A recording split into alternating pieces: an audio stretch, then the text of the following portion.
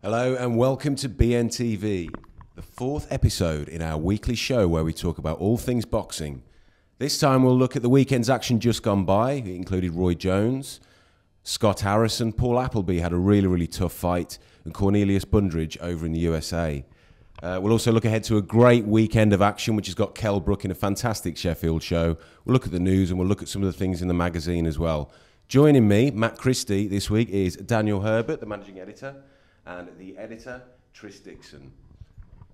First of all, if we look at the weekend's action, and we'll talk about Roy Jones, Dan. He had a really lucky escape by all things. Everybody who's seen it thought that Pavel Galzewski was his name, unbeaten Pole. He'd only stopped 4 opponents. He dropped Jones along the way. Where does Roy Jones go from here? Well, he should go into retirement. But then really he should have retired possibly a decade ago.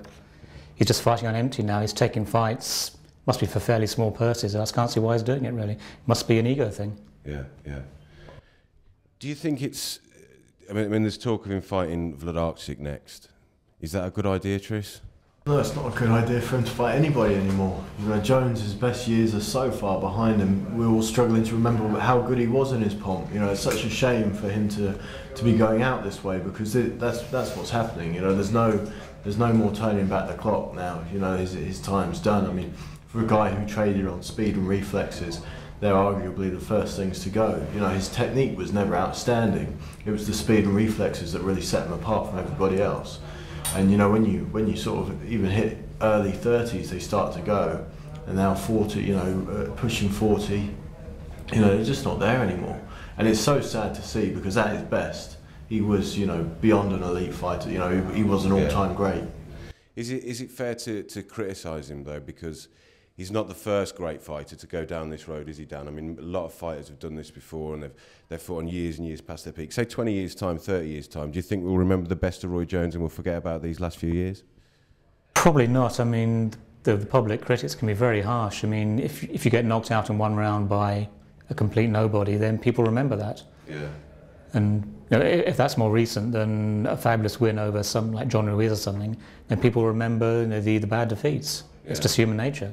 Right, okay. Well, moving on to another comeback. Scott Harrison came back after years and years off the scene. He's had numerous problems outside the ring, but he looked in fantastic shape, didn't he, Tris, at the weekend? Yeah, definitely. It looked like some of the old magic was there, but like you say, he was in fantastic condition, completely chiseled. Clearly puts a lot of work in his training, but then it's not the physical side of the sport that you think is going to present Scott with the biggest challenges. It's going to be the mental challenges, and arguably not even in the sport, but outside the ring. So, there's still a lot of questions around Scott, but he's boxing up at lightweight now, which you can't ask for anything more in terms of the domestic scene, where you've got Gavin Rees, Derry Matthews, Anthony Crolla, Kevin Mitchell, Ricky Burns. Throw him in the mix if he's performing anywhere near his best. And it just adds another good name to an extremely strong bunch. Dan, do you think he's got any chance of competing with those guys? Do you think he'd get back up to that level? It's still fairly early days in his comeback. He's only had one fight against a relatively untested and young Hungarian. He's only 18, I think. So it's hard to make a definitive judgment off that. But certainly, if they can get him a few wins, then you could go in for a Mitchell or Burns. It would be a huge selling fight. So I think he'll be matched fairly gently in the next 2 or 3 fights, just to see what he has left. Tris, what do you make? There's been a few people complaining that he's had this fight. He's been getting up to all these things outside the ring. Do you think punishment? He's served his punishment now. He's served his time, hasn't he? It's time to move on from that. He has served his punishment, but I think there's a way that we need to look at things, and that's to bring in some kind of universal punishments for certain offences. And I think we do need to be slightly tougher on people, giving people boxing licences. At the end of the day, it's a very tough, brutal trade, and we want the sport to be well represented. I'm not saying Scott doesn't deserve his licence, but I think there needs to be a universal punishment for people who've had prison sentence, and depending on what they're for, because he served his punishment away from the ring, but he hasn't really been punished by anyone in boxing, so to speak. So I'm not sure if that would be the way forward, but I think it does need to be looked at. Okay. Moving on from that, I mean, there was Paul Appleby, who's turned into something of a warrior. Really, really wears his heart in his gloves every time he gets in the ring. And he was taken to hospital after he lost to John Simpson, and another tough nut. But it's on the back of wars with the likes of Josie Flaria, Liam Walsh. He had a tough fight with Stephen Ormond, which he won. Dan, what do you think he should do now? He's only 24, remember, as well. Well, I think it's already announced he's going to move up to lightweight, so clearly he had massive problems making super featherweight 9 stone 4 for this fight. So moving up is the first thing he should do. Also, he needs a rest for a few months.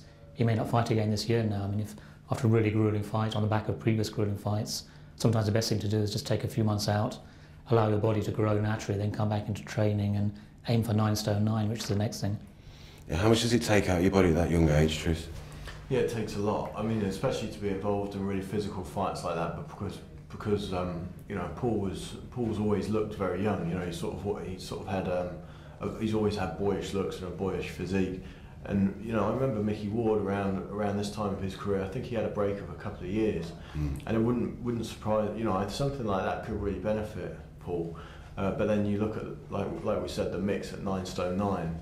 And the people that he could be fighting against, there could be some big lucrative offers for him coming in, which would be hard to resist. But for his benefit, I'd like to see him take a long rest. Well, I remember Manny Stewart saying that whenever any of his fighters had lost, or they'd been in really, really brutal fights, the first thing he would do, whatever offers were on the table, just take a break. Ideally, just have a 12-month break if you're still young enough to kind of come back. Well, that's what Joe Gallagher's done with John Murray after he lost to Brandon Rios. He's like, just get out of the gym and stay out of the gym.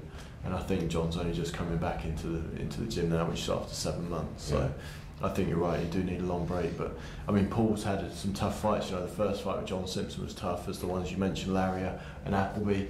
Larry and Walsh. Those are tough fights and add a lot of mileage. So a break would definitely do him some good. Definitely. And finally, there was Cornelius Bundridge in action over the weekend. He beat Corey Spinks for the second time. Probably a needless rematch given the one-sided nature of the first fight. Bundridge did it again. It wasn't a great advertisement for boxing, but he's got such a fantastic story, hasn't he, Tristan? You've spoken to him, he's a good guy, isn't he? He is, he does have a good story. I think the thing was, though, I wasn't convinced going into this fight that Corey Spinks was shot, as we call it in the trade, and he clearly is. And, it's sad to see because he's had some big nights, some good nights.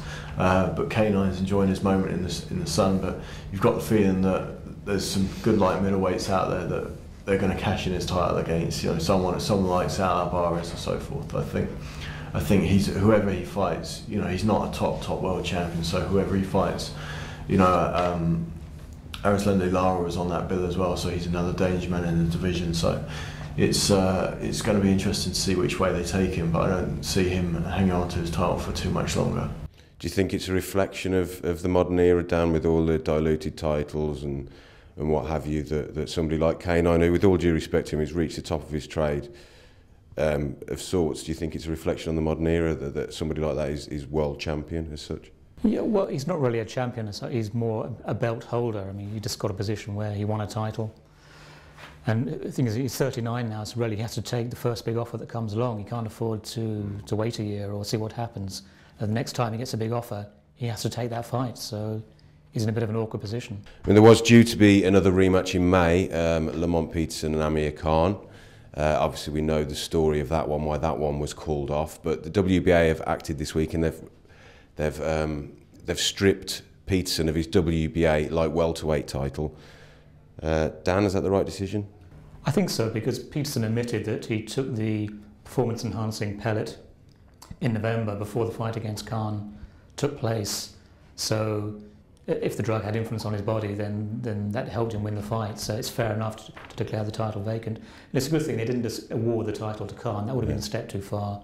But at least now Khan has a chance to fight for it and win it in the ring, which I think is the right thing. That's within the traditions of boxing, I think. Yeah, I mean, why do you think the IBF is still stalling, Tris? I'm not sure. Maybe maybe there's a man in a hat in their offices somewhere. I'm not sure, to be honest. It wouldn't surprise me if they followed suit. I think, like Dan said, it's the sensible course of action to take, to be honest. I mean, and that's Peterson was found to have taken the pellet, and he's admitted to taking the testosterone pellet before the fight. So whether he had the knowledge of what was going into his body or not, he fought with it in his body. He accepts that. So therefore, the title should be declared vacant, and that means that the fight with Garcia should feasibly be for all 3 titles on July the 14th. That brings us to the end of the first part of BNTV. Go to boxingnewsonline.net/apps to download the latest issues and old issues of Boxing News. Also on the website, got a fascinating interview with Ryan Rhodes talking about his loss, what he hopes to do in the future. And also there's the podcast, which we did last week, hopefully the first of many.